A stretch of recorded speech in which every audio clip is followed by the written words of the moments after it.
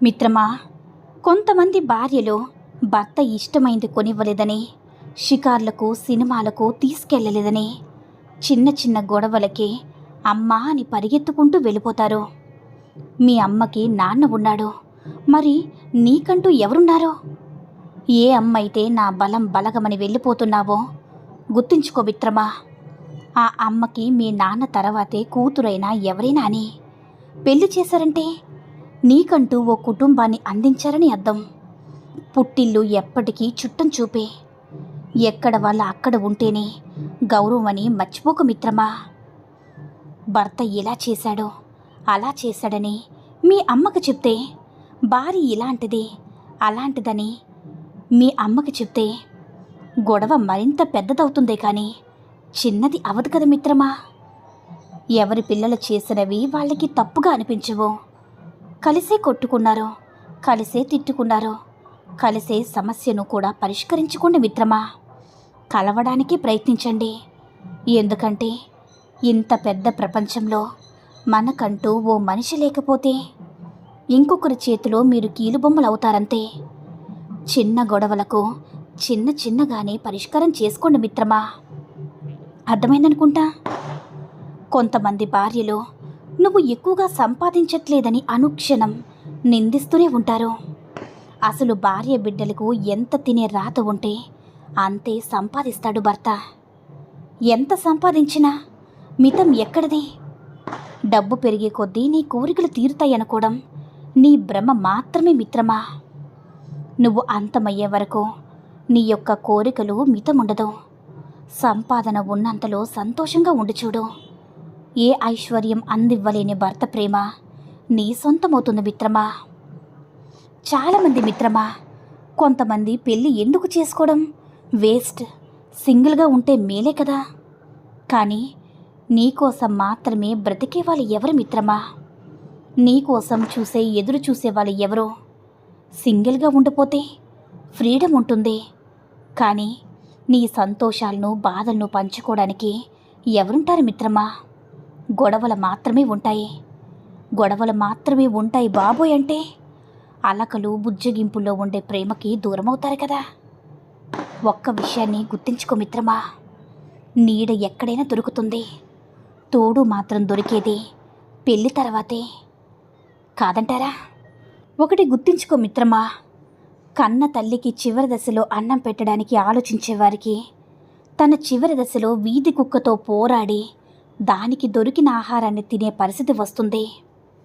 అమ్మ అనే పదం ఎలా వచ్చిందో తెలియదు, కానీ ప్రేమ అనే పదం మాత్రం అమ్మ నుంచే వచ్చిందని మరవద్దు మిత్రమా. దేహంపై ఉన్న దుస్తులు మాసిపోకుండా ఉండడం, దేహంలోనున్న మనసు బాధపడకుండా ఉండడం లాంటివి అస్సలు జరిగే పనులు కావు మిత్రమా. ఎలా అయితే దుస్తులను శుభ్రపరుస్తామో మనసును కూడా మళ్ళీ మెల్లగా సరిదిద్దుకోవాలి. అప్పుడే జీవితం అనేది ఆనందమయంగా ఉంటుంది మిత్రమా. కాదంటారా? ఒక్క విషయాన్ని అర్థం చేసుకో మిత్రమా, తేనెలో ముంచిన వేప తన తత్వాన్ని కోల్పోలేదు. పాముకి ఎన్ని పాలు పోసినా విషం మాత్రం తగ్గిపోదు. అలాగే మనసులో చెడు ఆలోచన నింపుకొని అనిత్యం గంగా స్నానం చేసిన వారిలోని మలినాలు తొలగిపోవు, చెడు గుణం మారిపోదు మిత్రమా.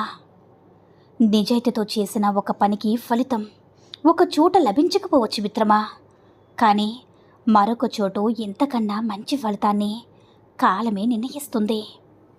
బ్రతుకంటే భోగం ఒక్కటే కాదు, త్యాగం కూడా. బ్రతుకంటే స్వార్థం ఒక్కటే కాదు, నిస్వార్థం కూడా. మానవత్వానికి మచ్చ తెచ్చే స్వార్థం ఎన్నటికీ ప్రశాంతతనివ్వదు మిత్రమా. కారుణ్యం, దయ, పరోపకార భావన, త్యాగం ఇవే మనిషికి నిజమైన ఆభరణాలని గుర్తుంచుకో మిత్రమా. ఒక చెట్టుకు కాచిన 100 కాయలు ఒకే రుచిని కలిగి ఉంటాయి, కానీ ఒక తల్లికి పుట్టిన బిడ్డలందరూ ఒకే గుణాన్ని కలిగి ఉండరు మిత్రమా. విచిత్రం కదా. మనిషికి నిలబడడం తేలిక, పరిగెత్తడం కష్టం. కానీ మనసుకు పరిగెత్తడం తేలిక, నిలబడ్డమే కష్టం కదా మిత్రమా. నోరు విప్పే వరకు మాట పైన పెత్తనం మనదే. నోరు జారితే ఆ మాటే మనపైన పెత్తనం చేస్తుంది మిత్రమా. చేతి నిండా డబ్బు లేకున్నా పర్వాలేదు, అనువంత భగవంతుని అనుగ్రహం ఉంటే చాలు. నీకన్నా అదృష్టవంతుడు ఇంకా ఎవరూ కూడా ఉండరు మిత్రమా. మంచి మనసున్న ఏ మనిషిని ఎవరు హద్దు దాటి కష్టపెట్టరు.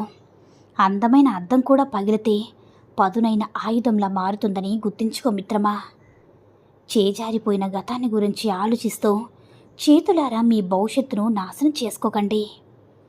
ప్రతి ఒక్కరి జీవితంలో ఒకరు ఉంటారు. వారిని పొందలేము, విడిచిపెట్టలేము, మాట్లాడలేము, మర్చిపోలేము. కానీ వారితో ప్రయాణం అలా కొనసాగుతూనే ఉంటుంది. మిత్రమా, కాలం ఎప్పుడూ మంచివారికి తోడుగా నిలబడకపోయినా దైవం ఎప్పుడూ తోడుగా ఉంటాడు. ఆలస్యం అవ్వచ్చేమో కానీ ఇది నిజం మిత్రమా. ఒక్క విషయాన్ని గుర్తుంచుకో మిత్రమా, అందరూ నీ దగ్గర సంతోషంగా ఉంటున్నారంటే కొన్ని విషయాల దగ్గర నువ్వు కాంప్రమైజ్ అవుతున్నట్లే. నీవు అందరి దగ్గర సంతోషంగా ఉండగలుగుతున్నావంటే వారి తప్పులను నువ్వు పట్టించుకోకుండా బంధానికే ఎక్కువగా విలువిస్తున్నారని అర్థం మిత్రమా.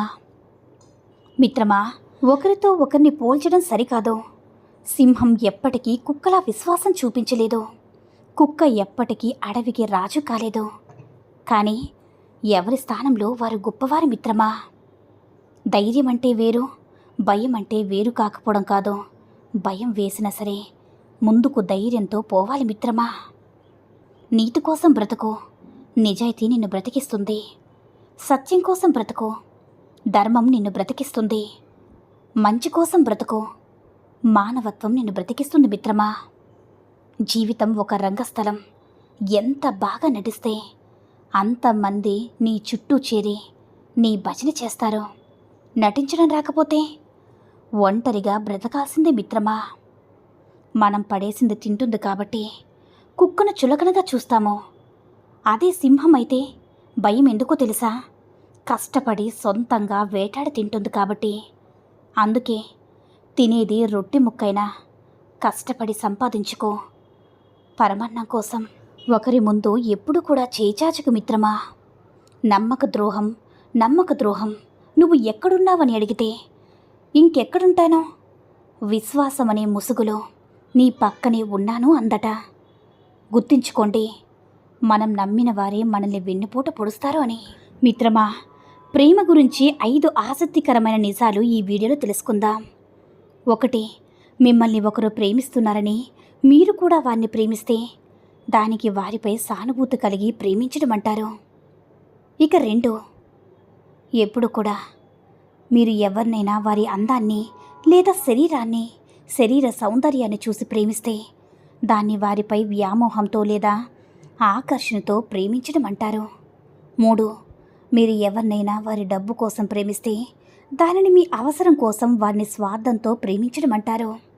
4, మీరు ఎవరినైనా వారి దయాగుణం లేదా మంచి వ్యక్తిత్వం కారణంగా ప్రేమిస్తే దానిని వారిపై అభిమానం కలిగి ప్రేమించడం అంటారు మిత్రమా.